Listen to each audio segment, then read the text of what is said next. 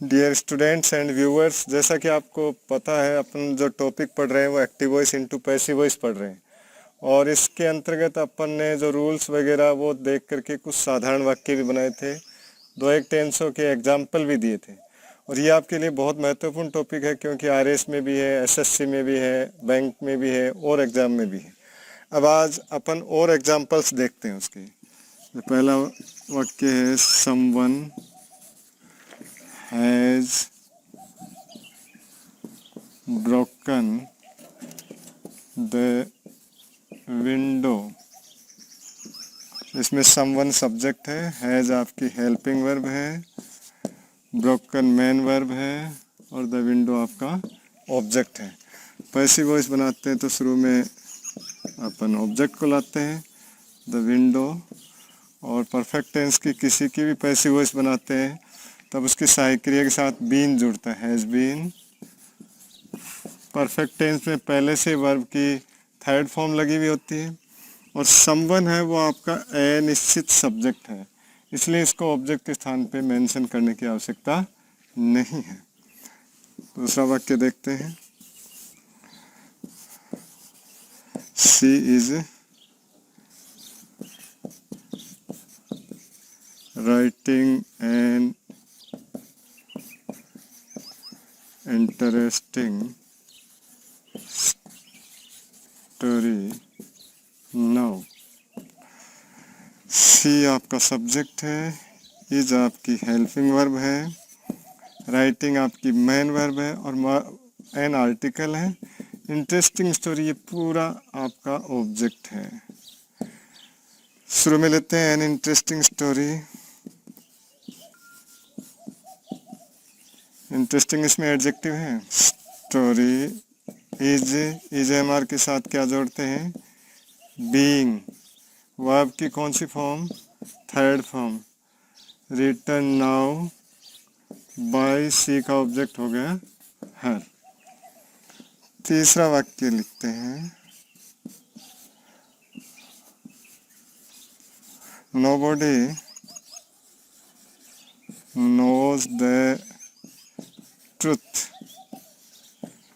Nobody आपका subject है, knows आपकी वर्ब है, द ट्रुथ आपका ऑब्जेक्ट है। शुरू में लिया अपन ने द ट्रुथ, इसमें तीन ही चीज़ें S plus V plus O, इसका मतलब या तो सिंपल प्रेजेंट या सिंपल पास्ट, और यहाँ पर वर्ब के साथ एस या यस लगा हुआ तो अपने आप ही क्लियर है कि सिंपल प्रेजेंट टेंस है। The truth is not known. अब यहाँ पर नोबडी अनिश्चित करता है, यहाँ पर एक नया सेंटेंस आ गया, इसको ध्यान रखना। जब किसी भी वाक्य का कर्ता नो वन या नोबडी होता है तो अपन वाक्य को नेगेटिव में लेके जाते हैं। जैसे यहाँ पे इज के साथ क्या जुड़ा, नॉट जुड़ा, नेगेटिव के रूप में लेके जाते हैं और उस सब्जेक्ट को ऑब्जेक्ट के स्थान पर मेंशन करने की आवश्यकता नहीं है। जैसे इसमें नोबडी है, नो वन है, इस तरह का जो वाक्य होता है उसमें अपन हेल्पिंग वर्ब के साथ नोट लगाते हैं, उस वाक्य को नेगेटिव रूप दे देते हैं और ऑब्जेक्ट का स्थान पर कुछ नहीं लिखते। अगला सेंटेंस लिखा है the principal gave him a prize. ये वाक्य में देखिए प्रिंसिपल सब्जेक्ट है, गेव आपकी मेन वर्ब है, हिम भी ऑब्जेक्ट है और ए प्राइज भी ऑब्जेक्ट है, दो ऑब्जेक्ट है। यहाँ पर ये ध्यान रहे ये डायरेक्ट ऑब्जेक्ट है, ये इनडायरेक्ट ऑब्जेक्ट है। प्राय पैसिव वॉइस बनाते समय हम डायरेक्ट ऑब्जेक्ट को लेते हैं। हिम का सब्जेक्ट हो गया ही, सिंपल पास्ट था तो पास्ट कंटिन्यूस की हेल्पिंग वर्ब ले ली, ही वॉज वर्ब की थर्ड फॉर्म, गिवन ए प्राइज और बाय द प्रिंसिपल। इसी वाक्य को अगर आप इनडायरेक्ट ऑब्जेक्ट से लेके बनाना चाहो तो भी बना सकते हो, लेकिन थोड़ा सा चेंज होता है। A prize was given to जोड़ना पड़ेगा, फिर given to him by the principal. तो इसलिए अपन को डायरेक्ट ऑब्जेक्ट ही चूज करना चाहिए। एक वाक्य अपन मॉडल वाला देखते हैं, we must follow the traffic rules we इसमें आपका सब्जेक्ट है, मस्ट आपका मॉडल है, फॉलो आपकी मेन वर्ब है, और ये द ट्रैफिक रूल्स आपका पूरा ऑब्जेक्ट है। शुरू में आ जाएगा द ट्रैफिक रूल्स, मॉडल के साथ जुड़ता है बी, मस्ट बी, वर्ब की third form followed by us लिखते हो तो ठीक है, नहीं यहाँ पर एनिसिस सब्जेक्ट है इसलिए इसको लिखने की कोई आवश्यकता भी नहीं है, अपने आप ये चीज़ अंडरस्टूड है। तो इस तरह से अपन ने साधारण वाक्य का जो चैप्टर था वो अभी तक देखा है, और इसके बाद जो दूसरे नंबर पे अपन चलते हैं वो है इंटेरोगेटिव सेंटेंसेस, जिनको कहते हैं प्रश्नवाचक वाक्य। इंटेरोगेटिव में जो सामान्य टाइप के वाक्य हैं उनमें तो कोई दिक्कत ही नहीं, वही अपन 4 चीज़ों में परिवर्तन करते हैं। सब्जेक्ट बदलता है, हेल्पिंग वर्ब, वर्ब और ऑब्जेक्ट।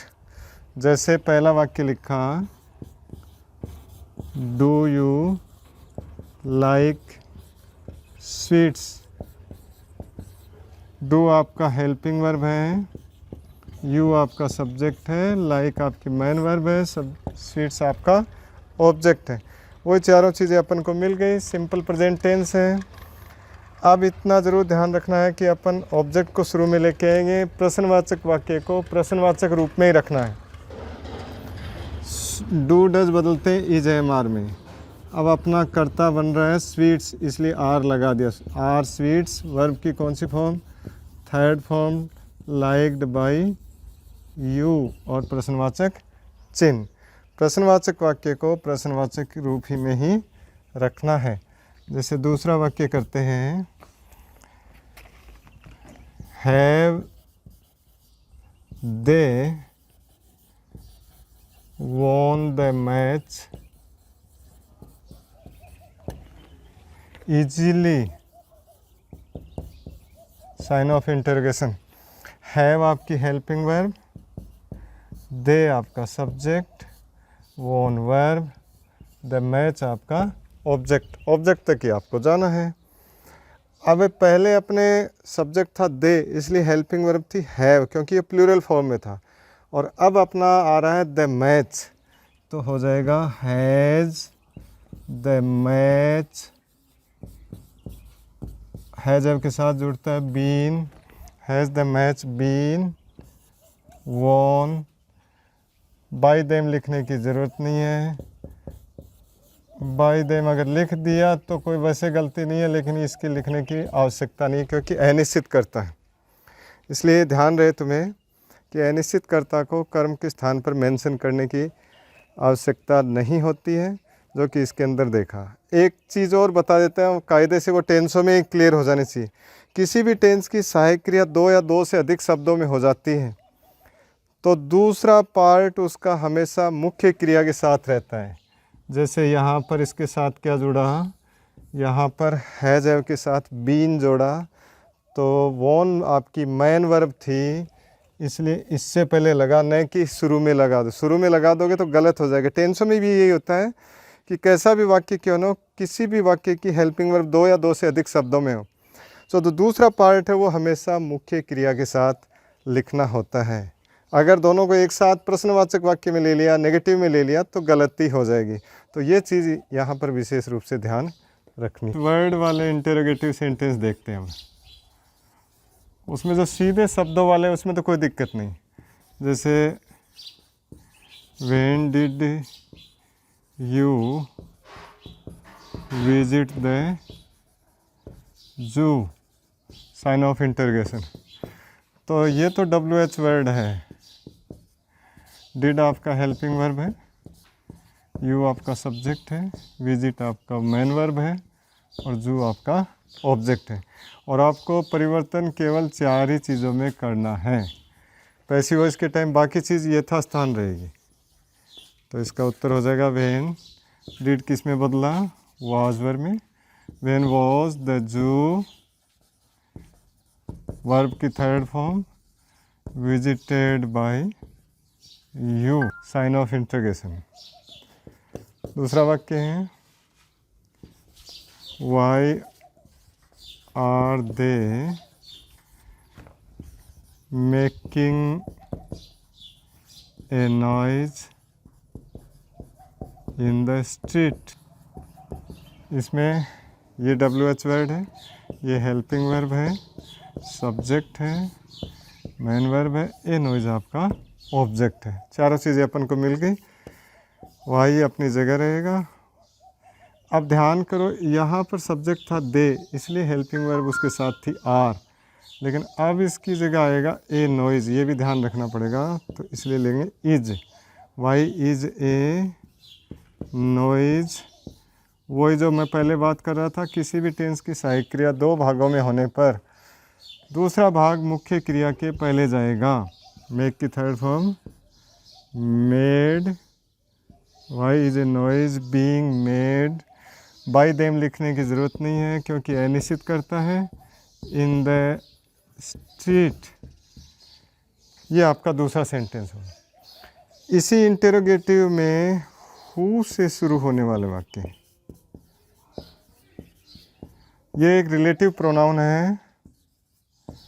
हु से शुरू होने वाले वाक्य,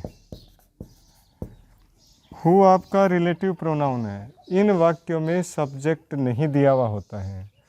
इनकी पैसिव बनाते समय हु के स्थान पर बाय हुम लगाते, प्राय इस तरीके से बनाते हैं। इसमें क्या नहीं होता है, सब्जेक्ट नहीं होता है। पैसिव वॉइस में सब्जेक्ट कहा जाता है ऑब्जेक्ट के स्थान पर, अतः ऑब्जेक्ट का स्थान क्या रहेगा, खाली रहेगा। जैसे वाक्य है हु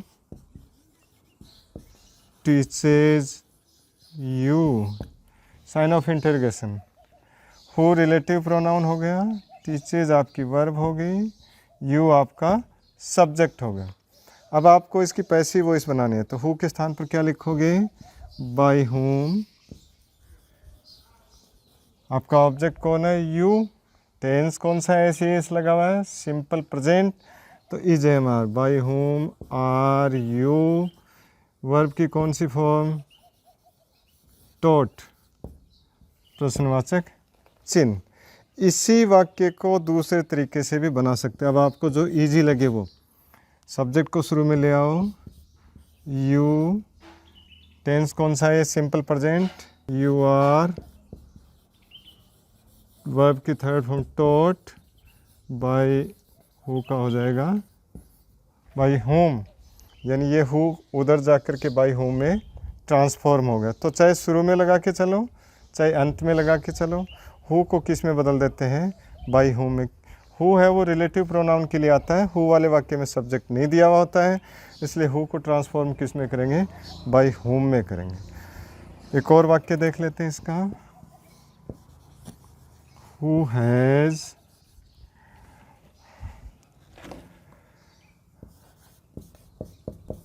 रिटन ए पोएम। इसमें हु वही रिलेटिव, ये हेल्पिंग वर्ब, ये वर्ब, और ये आपका ऑब्जेक्ट, और ये हेल्पिंग वर्ब।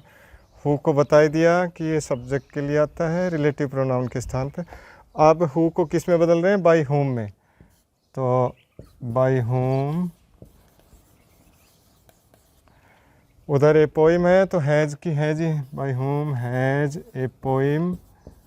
हैज़ के साथ क्या जुड़ता है, बीन, और वर्ब की थर्ड फॉर्म ऑलरेडी होती है परफेक्ट टेंस में। ये आपके हु वाले वाक्य थे। फिर तुम्हें ध्यान रखना है, चाहे वो ऐसे बना सकते हो इसी को, a poem has been written by whom, दोनों ही वाक्य सही है। ये थोड़ा सा इजी ऐसे रहता है कि अपन को ध्यान रहता है वाक्य के शुरू में हु है तो वाक्य के शुरू में बाय हुम लगा देते हैं, और आगे वही ऑब्जेक्ट को इधर ले आते हैं, सब्जेक्ट के स्थान खाली रह जाता है। कब, जब शुरू में बाय हुम लगाते हैं, अंत में बाय हुम लगाते हैं तो अपने आप ही ऑब्जेक्ट की जगह बाय हुम चला जाता है। ये आपके हु वाले वाक्य हो गए। और होम से शुरू होने वाले वाक्य, होम से शुरू होने वाले वाक्य। अभी अपन ने हु से शुरू होने वाले वाक्य देखे, वो रिलेटिव प्रोनाउन के रूप में आता है। होम वाले वाक्यों में ऑब्जेक्ट नहीं दिया हुआ होता, और ये अपन ने बार बार देखा है कि सब्जेक्ट ऑब्जेक्ट के स्थान पर ऑब्जेक्ट सब्जेक्ट के स्थान पर आता है। इन वाक्यों में ऑब्जेक्ट नहीं होता है, ऑब्जेक्ट नहीं होगा तो सब्जेक्ट का स्थान खाली रह जाएगा। जैसे whom did he call a thief? whom किसके लिए आता है? ऑब्जेक्ट के लिए। तो ध्यान रहे कि इस प्रकार से जो वाक्य शुरू होते हैं उनमें ऑब्जेक्ट नहीं दिया होता। डिड आपका हेल्पिंग वर्ब, ही आपका सब्जेक्ट, कॉल आपका वर्ब, आगे आपको जाना ही नहीं है। तो इन वाक्यों की पैसिव वॉइस बनाएंगे तब whom के स्थान पर लिखेंगे who। डिड किस में बदलेगा? was और वर्ब में, who was। वर्ब की कौन सी form? Third form. called a thief by, he का ऑब्जेक्ट हो गया him। फिर ध्यान करना होम वाले वाक्यों में क्या नहीं होता? ऑब्जेक्ट, अतः सब्जेक्ट का स्थान क्या रहा? खाली रहा। होम को किस में बदला? Who co. फिर हेल्पिंग वर्ब आ गई, फिर वर्ब आ गई, आगे थीफ। ऐसा कैसा? क्योंकि आपने किसको चोर पुकारा तो पता नहीं है ना अपन कौन व्यक्ति है। तो होम वाले वाक्य में आपको ये ध्यान रखना है कि ऑब्जेक्ट नहीं दिया होता। आपको कई बार दिखाई देते जैसे ये थीफ को ले लिया, आपको गलत हो जाएगा। दूसरा वाक्य लिखते हैं whom will they elect the captain? whom को किस में बदलोगे? who में। will सेल के साथ क्या जुड़ता है? be, who will be। elect की third form elected the captain, और इसमें बाय देम लिखने की आवश्यकता नहीं है। तो आज अपन ने दूसरा टॉपिक कंप्लीट किया है। जो इंटेरोगेटिव सेंटेंसेस थे उसमें विशेष तौर पे जो सहायक क्रिया से बन रहे हैं उसमें तो कोई दिक्कत नहीं, लेकिन जो हु से बन रहे हैं वो और होम से बन रहे हैं वो, उनके दोनों के अलग टाइप नियम है। हु वाले वाक्य में आपको ये ध्यान रखना है सब्जेक्ट नहीं होता, अतः ऑब्जेक्ट का स्थान खाली रह जाता है। और होम वाले वाक्य में ऑब्जेक्ट नहीं होता, अतः सब्जेक्ट का स्थान खाली रह जाता है।